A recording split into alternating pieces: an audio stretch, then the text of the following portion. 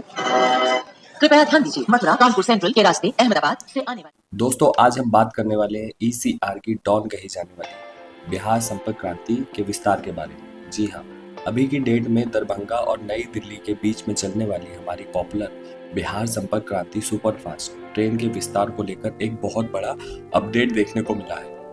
और दोस्तों, इस गाड़ी के विस्तार का असर सिर्फ मिथाली वासियों को नहीं पड़ेगा, बल्कि पूरे बिहार पर पड़ेगा। रेलवे इस गाड़ी का विस्तार आखिर क्यों कर रही है? नया ओरिजिनेट पॉइंट क्या होगा? रेलवे इसे कहां तक बढ़ाएगी? हर सवाल का जवाब आज आपको इस वीडियो में मिलेगा।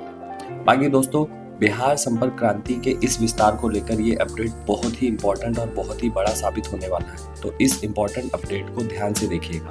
वीडियो को शुरू करने से पहले जल्दी से वीडियो को लाइक कर दीजिए, चैनल को सब्सक्राइब कर दीजिए और ज़्यादा से ज़्यादा शेयर भी कीजिए।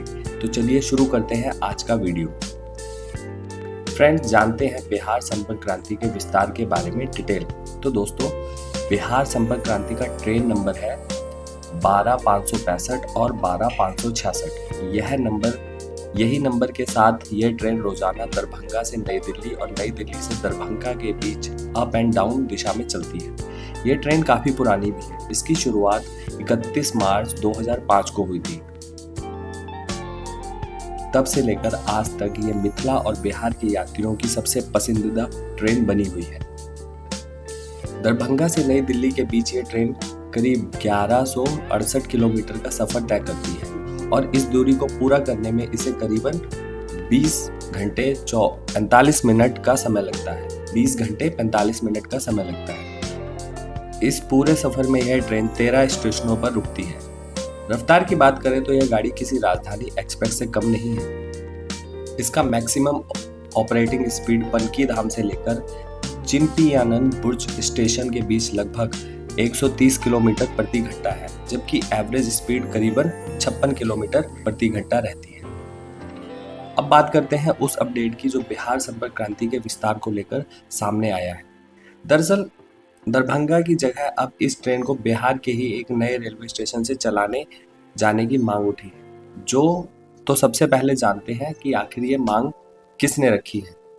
दोस्तों, बिहार संपर्क क्रांति के विस्तार की रिकॉर्डिंग श्री संजय कुमार झा जी की जेडीयू के नेता और राज्यसभा के सांसद हैं। इनके द्वारा माननीय रेल मंत्री श्री अश्विनी वैष्णव जी को एक डिटेल पत्र लिखा गया है। इस पत्र में कई अहम मांगे रखी गई हैं जो बिहार में रेल के विकास से जुड़ी हुई हैं, जैसे दरभंगा में मेगा कोचिंग टर्मिनल बने, लोकाहा बाजार में लोडिंग डिपो और वंदे भारत अमृत भारत ट्रेनों का रख रखाव डिपो बने, खजोली में मेमू रख रखाव सेट बने, जयनगर में कोचिंग टर्मिनल बने और सबसे इम्पोर्टेंट बिहार संपर्क क्रांति का विस्तार दरभंगा से बढ़ाकर लोकाहा बाजार तक किया जाए। मतलब ट्रेन नंबर 12,565 और 12,566 अब दरभंगा से नहीं बल्कि लोकाहा बाजार झांझरपुर दरभंगा से होते हुए नई दिल्ली तक जाएगी।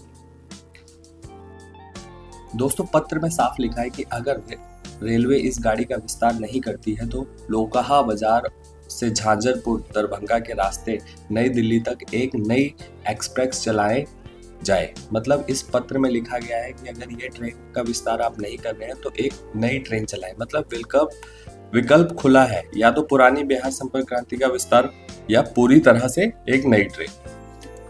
इसके अलावा पत्र में यह भी कहा गया है कि लोकाहा बाजार से मुंबई एलटीटी के लिए भी एक नई गाड़ी चलाई जाए।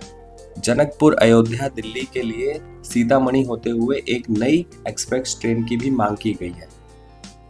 अब देखना यह होगा कि माननीय रेल मंत्री जी इस पत्र को कब तक कंसिडर करते हैं और रेलवे विभाग इस मांग को कितना लागू करता है। क्या बिहार संपर्क क्रांति का विस्तार होगा या फिर नई ट्रेन आएगी? यह एक बड़ा सवाल रहेगा।